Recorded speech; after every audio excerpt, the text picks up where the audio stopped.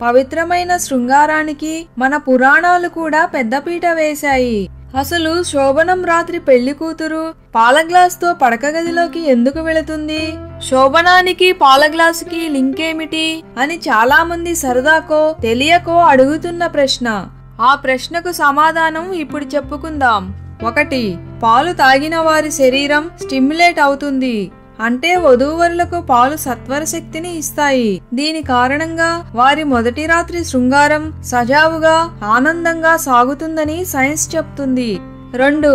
పెళ్లి అనగానే పిండి వంటలు నాన్ వెజ్లు పట్టులో గట్టిగానే పడతాయి. వాటి కారణంగా వధూవరులలో ఎసిడిటీ వచ్చేస్తుంది. ఈ ఎసిడిటీని పాలు తగ్గిస్తాయి. ఇది కూడా ఒక కారణం. 3. సాధారణంగా ఆడామగ శరీరాలు కలిసినప్పుడు అధిక స్థాయిలో వేడి పుడుతుంది. శోభనం రాత్రి వధూవరుల కలయిక వలన వారి శరీర ఉష్ణోగ్రతలు అమాంతం పెరిగిపోతాయి. పాలు ఆ వేడిని తగ్గిస్తాయి. 4. పాలు తాగితే రక్త ప్రసరణ సజావుగా సాగి దంపతుల్లో నూతనోత్తేజం వస్తుంది. 5. పాలు ఉబ్బసాన్ని తగ్గిస్తాయి.